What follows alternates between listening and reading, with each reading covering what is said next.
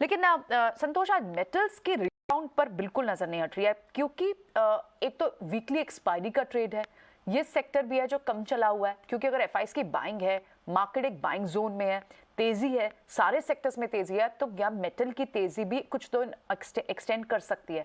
पिछले हफ्ते हमने देखा एक्सटेंड हुई थी, लेकिन इस हफ्ते टाटा स्टील के नंबर्स वीक आए थे, उसके बाद एक बड़ा डेंट रहा टाटा स्टील पर, पूरा मेटल पैक वीक था।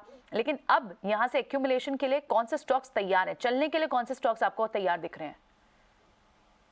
हमने स्टील काउंटर में एक बाउंस बैक देखा था। अब हिंडाल्को जो एल्यूमिनियम काउंटर है वहां पे एक मोमेंटम देखने को मिल रहा है, इसमें एक बहुत अच्छा ब्रेकआउट आ रहा है, तो इस स्टॉक पे नजर रखना चाहिए। यहाँ इसको एक्युमुलेट किया जा सकता है, इसमें ऊपर में 450 तक के टारगेट बन रहे हैं, नीचे 410 रुपए का स्टॉप लॉस रहेगा, तो इस स्टॉक पे नजर रखना चाहिए। यहाँ पे एक 5-10% की अपसाइड देखने को मिल सकती है आने वाले दिनों में।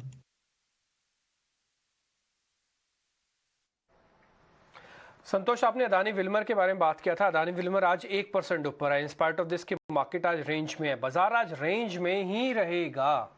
कम से कम निफ्टी और बैंक निफ्टी आप ऐसे ही मान के चलिएगा। एक बार वापस से निफ्टी और बैंक निफ्टी को भी दिखा दीजिए अपनी स्क्रीन से, ताकि आपको क्लियर हो जाएगा। इसलिए हम कह रहे हैं कि अगर आपको कोई काम होना 1-1.5-2 घंटे का, तो भले आप करके आ जाओ, क्योंकि बाजार कहीं नहीं जा रहा, एक रेंज के अंदर होगा। एक और शेयर है, अदानी ही ग्रुप का है, लेकिन मेरे को ऐसा लग रहा है कि शायद वो शेयर अदानी विल्मर को हरा ना दे अगर दोनों की रेस हुई तो।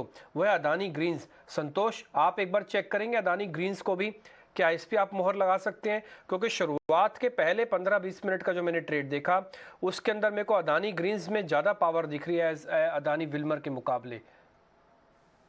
यस, कल अडानी ग्रुप्स में जो मोमेंटम आया था, अडानी ग्रीन ने कल पार्टिसिपेट नहीं किया था, तो हो सकता है आज इसमें पार्टिसिपेशन देखने को मिले, क्योंकि स्टॉक अपने 200 दिन के मूविंग एवरेज पे बहुत अच्छा बेस बनाने की कोशिश कर रहा है। तो अगर यहाँ से बाउंस बैक आता है तो स्टॉक में 2250 तक के लेवल देखने को मिल सकते हैं। तो अगर कोई ट्रेड लेता है तो नीचे स्टॉप लॉस उसका 2090 का बनेगा, ऊपर में टारगेट 2250 का रहेगा।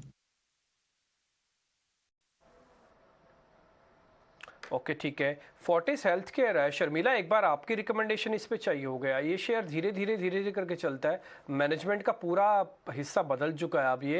ये शेयर क्या किसी के इन्वेस्टर्स के पोर्टफोलियो में होना चाहिए, या फिर अभी नहीं होना चाहिए, इसकी जगह अपोलो हॉस्पिटल लेके रखना चाहिए?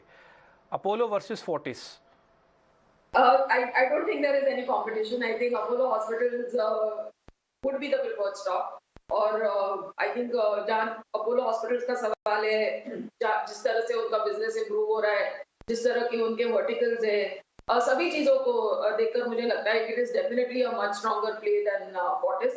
फोर्टिस के आपने जैसे कहा तो लेगेसी इश्यूज थे, उनमें से अब धीरे धीरे स्टॉक निकल रहा है। लेकिन जहाँ तक ये बिजनेस और सेक्टर का सवाल है, I am positive on it, but I think definitely मेरा प्रेफरेंस अपोलो हॉस्पिटल्स पर रहेगा।